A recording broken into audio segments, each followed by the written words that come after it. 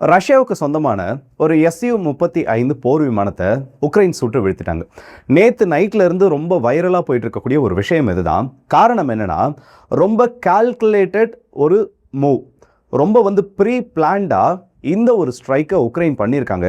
இது ரொம்ப முக்கியமான ஒரு தருணத்தில் நிகழ்ந்திருக்கு. இது இன்னொரு நிகழ்வோட உக்ரைனோட தலைநகரத்துக்குள்ள, அதாவது அந்த ஸ்ட்ரைக் ரேஞ்சுக்குள்ள ரஷ்யாவோட போர் விமானங்கள் நுழைஞ்சிருக்குன்னு சொல்லக்கூடிய அந்த ஒரு கூற்றையும் இந்த இடத்துல உறுதிப்படுத்தக்கூடிய நிகழ்வாக மாறுது. ஸோ இன்னைக்கு வீடியோவில் நம்ம என்ன பண்ண போறோம்னா, இரண்டு முக்கியமான சம்பவங்கள். ஒன்று, உக்ரைனோட தலைநகரத்தை தாக்குறதுக்கு ரஷ்யாவோட போர் விமானங்கள் என்ன மாதிரி யுக்திகளை பயன்படுத்தியிருக்காங்க. இன்னொன்று, இந்த Su-35 சுட்டு வீழ்த்தப்பட்டது எப்படி, அந்த பைலட்ஸோட கண்டிஷன் என்னன்றதை இந்த ஒரு பதிவில் பார்த்துக்கலாம். ஸோ வாங்க வீடியோக்குள்ள போயிடலாம். நான் உங்கள் ஆர்கே தம்புக்ஷாங்கும் டிபி ட்ரெண்டிங்ஸ்.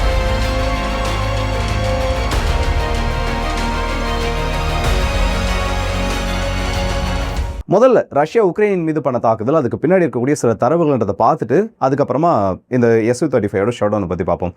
முதல்ல ஒரு வீடியோவில் நான் டிஸ்பிளே பண்ணுறேன், அந்த வீடியோவை பார்த்து முடிங்க. அதுக்கப்புறமா அதோட சுச்சுவேஷன் என்னன்றதை நான் சொல்கிறேன்.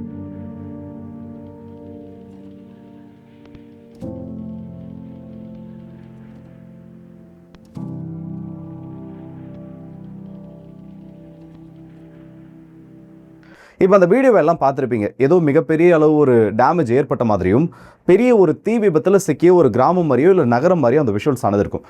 இது வேற இந்த இடத்தோட ஃபுட்டேஜும் கிடையாது. இந்த விசார்னு சொல்லி அந்த யுரேனியம் ஷெல்ஸை உக்ரைன் வச்சிருந்த ஒரு பகுதி, அதன் மீது ரஷ்யா தாக்குதல் நடத்தினாங்க. அப்புறம் அதோட தொடர்ச்சியாக அந்த பகுதி முழுக்க உக்ரைன் சீல் பண்ணாங்க. ரேடியேஷன் கிளவுட் வருதுன்னு சொல்லி ஏகப்பட்ட பிரச்சனைகள் கடந்த வீடியோக்களை நம்ம பேசியிருப்போம். அந்த இடத்தோட ஒரு ஃபுட்டேஜ் தான், ரெஸ்ட்ரிக்டடான ஒரு ஃபுட்டேஜ் இப்போ வெளியில் லீக் ஆக ஆரம்பிச்சிருச்சு. இது நேற்று எடுக்கப்பட்ட ஒரு காணொலி. அந்த ஒரு தொழிற்சாலையோட இம்பாக்ட் எந்த அளவுக்கு இருந்திருக்கு, அதன் மூலியமா எவ்வளோ பாதிப்புகள் ஏற்பட்டிருக்கின்றத விஷுவலாக இந்த ஒரு ஃபுட்டேஜ் காமிக்குது. ஸோ ரஷ்யா உக்ரைனை எந்த அளவுக்கு சீரியஸாக தாக்கியிருக்காங்கன்றது இதன் மூலயமா வெளியில் தெரிய வருது. இப்போ நமக்கு இருக்கக்கூடிய ரொம்ப பெரிய ஒரு கேள்வி என்னன்னா, ரஷ்யா ஆன்டி ரேடியேஷன் மிசைல்ஸை பயன்படுத்தினாங்களா இல்லையா?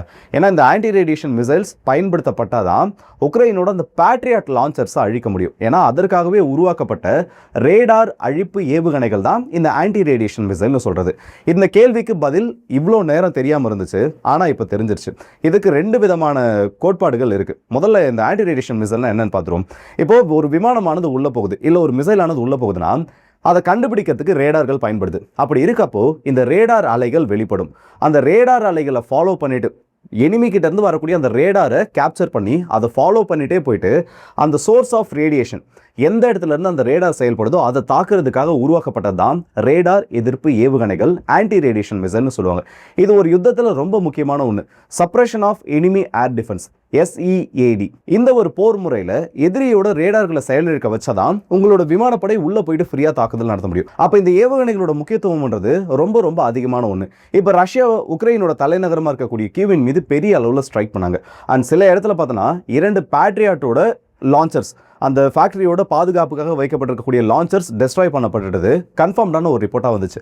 ஆனால் இது எப்படி பாசிபிள்? ஏன்னா வெறும் இஸ்கேந்தர் மட்டுமே இந்த ஒரு ஸ்ட்ரைக்கில் பயன்படுத்த முடியாது. ஏன்னா ஆக்டிவாக ஒரு ரேடாரை தேடி அழிக்கக்கூடிய ஏவுகணையினால தான் லான்ச் ஆகக்கூடிய ஒரு யூனிட்டை தேடி கண்டுபிடிச்சு அழிக்க முடியும். அண்ட் அந்த எக்ஸ்ப்ளோஷனோட ரேட், அந்த பேட்டரி வெடிச்சு தரக்கூடிய அந்த ஒரு வீடியோ பார்க்குறப்போ ரொம்ப பெரிய எக்ஸ்ப்ளோஷன்லாம் இல்லை, லிமிட்டடான ஒரு எக்ஸ்ப்ளோஷன் தான். அப்போ கண்டிப்பாக ஒரு ஆன்டி ரேடியேஷன் மிசைல் உள்ள வேலையை பார்த்துருக்கணும். இதில் இருக்கக்கூடிய கேள்வி என்னன்னா, ரஷ்யா பயன்படுத்துறது 2 விதமான ஆன்டி ரேடியேஷன் மிசைல். ஒன்று KH-31 USH வேரியண்ட்ல இருக்கக்கூடியது. இது Su-57க்காகவே பிரத்யேகமாக தயாரிக்கப்பட்ட ஃபோல்டபுள் விங்ஸ். அந்த இறக்கைகள் அந்த இன்டர்னல் வெப்பன்ஸ் பேல ஃபிட் ஆகிற மாதிரி சைஸ்ன்றது கொஞ்சம் சிறிதுபடுத்தி உருவாக்கப்பட்ட ஒரு ஏவுகணை. இன்னொன்று KH-31PM இந்த வேரியண்ட்ல இருந்துட்டு இருக்கு.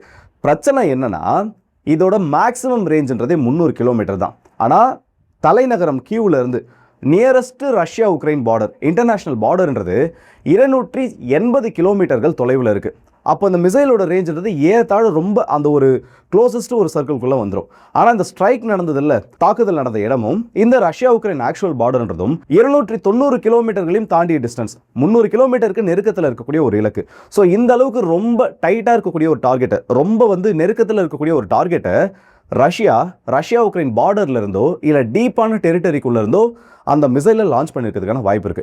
இருக்கிற ஒரே ஒரு பாசிபிளான வழி என்னன்னு பார்த்தோன்னா, ரஷ்யாவோட விமானப்படை விமானங்கள் உக்ரைனுக்குள்ள ஊடுருவி இருக்கணும். அப்படி உக்ரைனுக்குள்ள ஊடுருவினதுக்கு அப்புறமா இந்த ஒரு தாக்குதல் நடந்திருக்கணும். இதுல உக்ரைன் பண்ண பெரிய ஒரு சம்பவம் என்ன தெரியுமா? ஸ்டார்டிங்ல எந்த விதமான பேட்ரியாட்டும் அழிக்கப்படலை. ஒரே ஒரு ஆன்டி ரேடியேஷன் மிசைல் கூட ரஷ்யானால லான்ச் பண்ண முடியல. எங்களோட பேட்ரியாட் கவசத்தை பார்த்துட்டு ரஷ்யாவோட விமானப்படை உக்ரைனுக்குள்ள வர்றதுக்கே பயப்படுறாங்கன்னு ஒரு செய்தியை, அதாவது அப்படி ஒரு சுச்சுவேஷனை உருவாக்கிட்டாங்க. ரஷ்யாவோட விமானப்படை எதுவுமே உள்ள வரலன்னு. ஆனால் உக்ரைனோட முக்கியமான ஊடகங்கள், சில அரசு ஊடகங்கள் இதை பொய்ன்னு உடைச்சிட்டாங்க.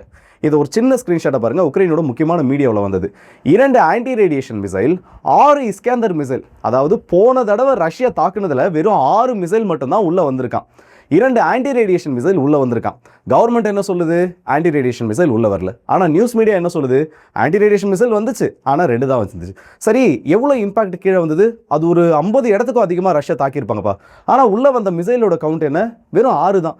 6 மிசைல் உள்ள 50 இடத்தை எப்படி தாக்குச்சுன்றது இப்போ வரைக்கும் புரியாத ஒரு புதிராக இருக்குது. அப்போ உக்ரைன் சார்பில் ஒரு விஷயத்தை ஒத்துக்கிறாங்க, ரஷ்யாவோட விமானப்படை உள்ளே வந்திருக்குன்னு. இதை தான் இவ்வளோ நாளாக சொல்லிட்டு இருக்கோம். ரஷ்யாவோட விமானப்படை உக்ரைனுக்குள்ளே ஆப்ரேட் ஆகிட்டு இருக்கு. ஆனால் அவங்க ஆப்ரேட் ஆகக்கூடிய அந்த விகிதம் கம்மியாக இருக்குது. காரணம் என்னன்னா, கீவை சுற்றியும் இந்த ஃப்ரண்ட் லைனை ஒட்டி இருக்கக்கூடிய பகுதிகளும் பேட்ரியாட்டோட கான்சன்ட்ரேஷன் ரொம்ப அதிகமாக இருக்குது. இது ரிஸ்க்கை உருவாக்குறதுனால ரஷ்யா ரொம்ப லிமிடெட் ஆப்ரேஷனை தான் உக்ரைனுக்குள்ளே பண்ணுறாங்க. இந்த மாதிரி முக்கியமான ஸ்ட்ரைக்ஸ் நடக்கிறப்போ ரஷ்யா உக்ரைன் பார்டர்லேருந்து ஒரு 100 கிலோமீட்டர்கள் வரைக்கும் உள்ள இந்த ஃபைட்டர் ஜெட்ஸ் வந்து இந்த மிசைலை லான்ச் பண்ணுறதுக்கான ஒரு வழிவகை இருக்குது. அதையும் அவங்க பண்ணியிருக்காங்க. அதனால தான் இந்த ஏவுகணைகள் இங்கே வந்து இம்பாக்டை ஏற்படுத்தியிருக்கு. இதை தவிர்த்து ரஷ்யா உக்ரைன் எல்லையிலேருந்து இந்த மிசைல் ஃபயர் பண்ணப்பட்டால் அதோட டார்கெட்டை ரீச் பண்ணுறதுக்கான அந்த வாய்ப்புகள் மிக மிக குறைவு. இதில் கவனிக்க வேண்டிய இன்னொரு விஷயம் என்னன்னா, இதில் என்ன வேரியண்ட்டை பயன்படுத்திருக்காங்கன்னு தெரியல.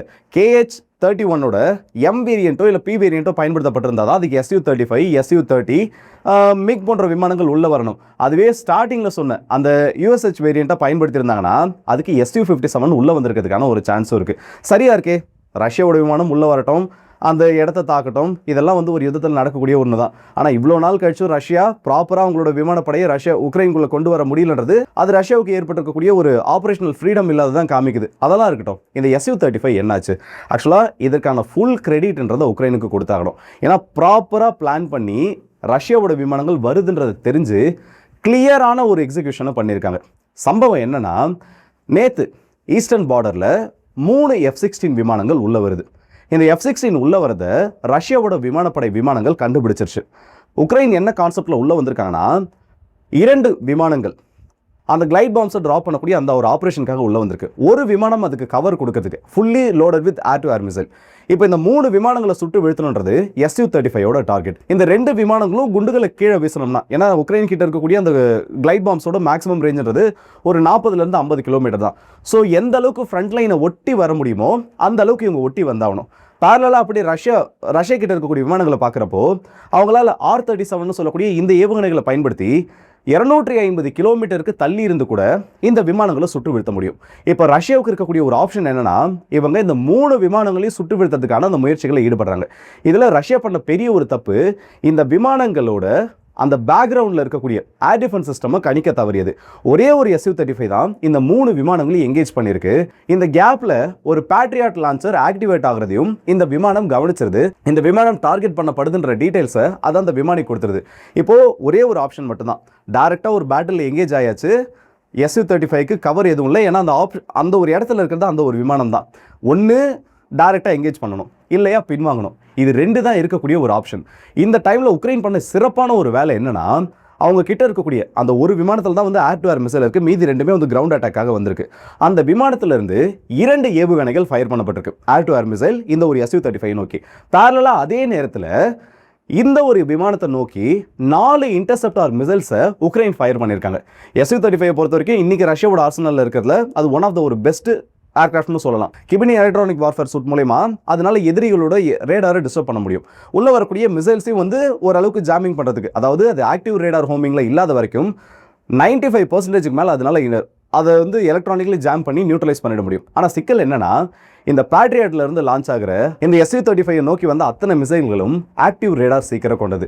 இது அவ்வளோ சீக்கிரத்தில் இன்டர்செப்ட் பண்ண முடியாது. அண்ட் நம்பர்ஸ்ன்றது அதிகமாக இருக்கிறதுனால மேக்ஸிமம் பார்த்தோன்னா ஒரு நேரத்தில் 3லேருந்து 4 மிசைல்ஸ் வரைக்கும் தான் எங்கேஜ் பண்ண முடியும் ஆக்டிவ் ரேடார் சீக்கிரோட வரதுனால.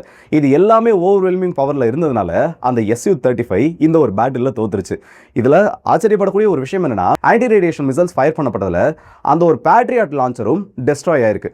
ஸோ ஒரு ரஷ்யாவோட Su-35 காலி, ஒரு பேட்ரியாட் லான்ச்சரோட அந்த லான்ச்சர் யூனிட்டும் ஒரு ரேடாரும் காலியாச்சு. 3 F-16க்கு எந்த விதமான பிரச்சனையும் கிடையாது.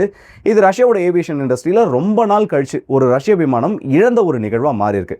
இதற்கான ஃபுல் கிரெடிட்ஸ் கண்டிப்பாக உக்ரைனுக்கு தான். ஏன்னா பேக்கப் இல்லாமல் எங்கேஜ் பண்ணது ரஷ்யாவோட தப்பு. அதுவும் 3 விமானங்களுக்கு எதிராக ஒரு சிங்கிள் ஃபைட்டர் ஜெட் அதோட பேக்கப்பில் அந்த 3 விமானங்களோட பேக்கப்பில் ஒரு பேட்ரியாட் இருக்கப்ப எங்கேஜ் பண்ணுறதுன்றது இந்த இடத்துல ரஷ்யா எடுத்த ஒரு ரிஸ்கியான ஒரு மூவ் தான். அதில் அவங்களுக்கு வெற்றியானது கிடைக்கல. ரொம்ப நாள் கழிச்சு உக்ரைனுக்கு ஒரு பெரிய ஒரு ஏரியல் கில் கிடைச்சிருக்கு. அதுவும் SU-35 கில்ன்றது அவங்களோட மாரலை இன்னும் பூஸ்ட் பண்ணக்கூடிய ஒன்று. பைலட்டை பொறுத்த வரைக்கும் எந்த விதமான பிரச்சனையும் இல்லை. பைலட் வந்து சேஃபாக ரெக்கவர் ஆயிட்டாரு. அண்ட் இந்த ஃபைட்டர் ஜெட் கிராஷ் ஆனதும் ரஷ்யன் கண்ட்ரோல்டு டெரிட்டரிக்குள்ள தான். ஸோ அவரை சேஃபாக எவாக்குவேட் பண்ணிட்டாங்க. இப்போ இது அடுத்த கட்டமாக எப்படி போக போகுதுன்னு பார்த்தோன்னா, ஜெலன்ஸ்கி அவர்கள் ஆல்ரெடி சொல்லியிருந்தார் 1000 ட்ரோன்கள் வரைக்கும் நாங்கள் ஒரு நாளைக்கு ரஷ்யா மேலே ஃபயர் பண்ண போகிறோன்னு. அதற்கான வேலைகளையும் பார்க்க ஆரம்பிச்சிட்டாங்க. இந்த வீடியோ நான் இப்போ பேசிட்டு இருக்க டைமில் 300 ட்ரோன்கள் ஃபயர் பண்ணப்பட்டிருக்கு. சிங்கிள் ரீஜனை நோக்கி, பிரான்ஸ்க் மற்றும் கர்ஸ் பகுதியை நோக்கி 300 ட்ரோன்களை ஃபயர் பண்ணியிருக்காங்க. இது எங்கே போயிட்டு முடிய போகுதுன்னு தெரியல. ஒவ்வொன்றா எஸ்கலேட் ஆகிட்டு இருக்கு. நீங்கள் காலையில் இந்த வீடியோ பார்க்குறப்ப ஒன்று ரஷ்யா சமாடி வாங்கியிருக்கணும், அப்படி இல்லையா உக்ரைன் பண்ணதுக்கு ரஷ்யா பெரிய ஒரு ரிட்டாலியேஷன் கொடுத்துருக்கணும். ரெண்டுத்தில் ஏதோ ஒன்று நடந்திருக்கும். ஸோ காலையில் இந்த வீடியோ பாருங்கள். நெக்ஸ்ட் வீடியோ நான் அடுத்தது கொண்டு வந்து தரேன். ஸோ இந்த வீடியோ பற்றி உங்களோட கருத்துக்களை மறக்காம கமெண்ட் செக்ஷனில் சொல்லுங்கள். 2 சம்பவம். ஒன்று உக்ரைனுக்குள்ளே நுழைஞ்சு ரஷ்யா அடித்தது, இன்னொன்று ரஷ்யாவோட ஃபைட்டர் ஜெட்டை உக்ரைன் அழிச்சது. இதில் யாரோட கை ஓங்கி இருக்கு? உங்களோட பார்வையில் நீங்கள் எப்படி பார்க்குறீங்கிறத மறக்காம கமெண்ட் செக்ஷனில் சொல்லுங்கள். அண்ட் ரொம்ப நாள் கழிச்சு உக்ரைனுக்கு ஒரு முக்கியமான ஒரு வெற்றி ரஷ்யன் ஏர்கிராஃப்ட் சுட்டு விடுத்தனதும் கிடச்சிருக்கு. இதை பற்றி உங்களோட கருத்துக்களையும் மறக்காம சொல்லுங்கள். ஸோ அடுத்த வீடியோ சந்திப்போம். அது உங்கள் பெறுது உங்கள் ஆர்கே.